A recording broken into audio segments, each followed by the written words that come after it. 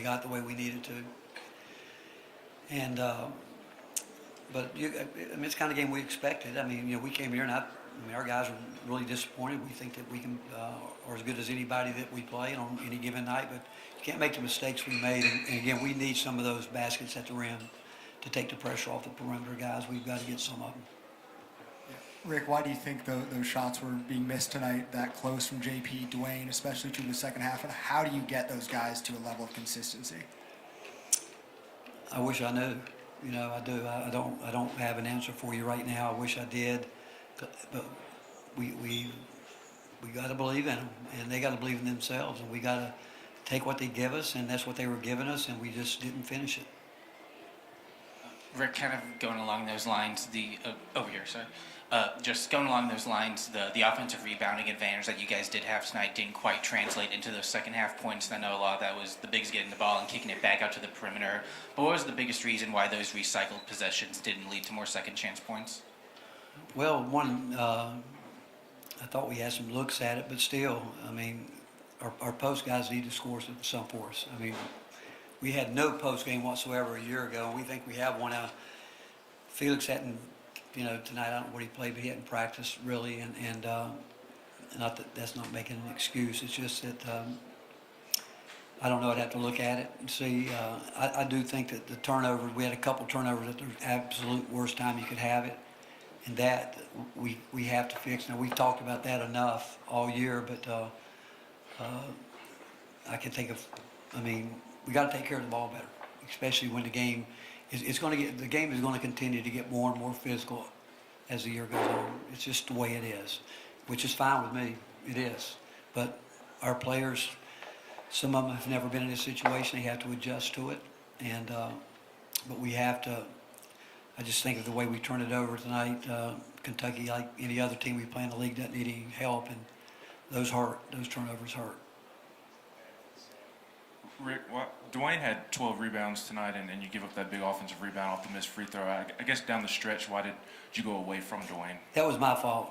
Again, that was my fault. I should have had Dwayne in there. Should have had him in there for that rebound, so I'll take that one. Coach over here, start off shooting fantastic from the three-point line in the first half, and then don't make any in the second half. When something like that happens, an anomaly like that, what are you telling your guys as far as just keep putting those threes up?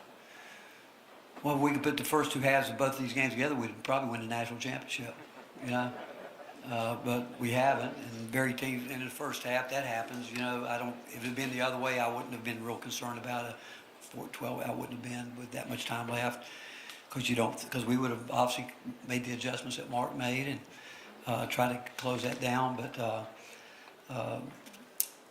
it was a hard-played game. Both teams played really, really hard, and both teams are really good basketball teams.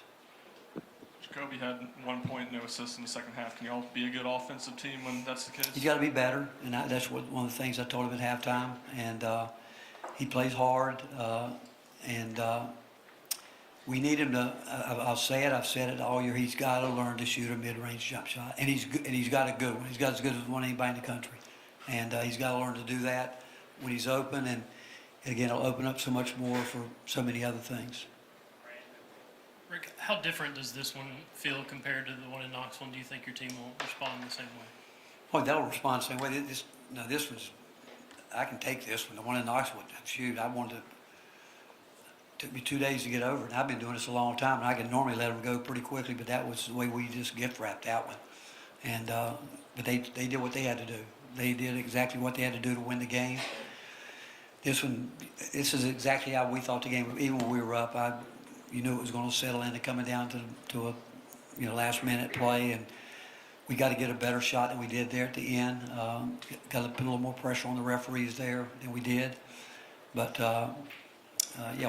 these guys will bounce back. They've got too much pride. They work too hard. Their work ethic's too good, and we have not reached the ceiling with this team, and that's a good thing right now that we can keep growing.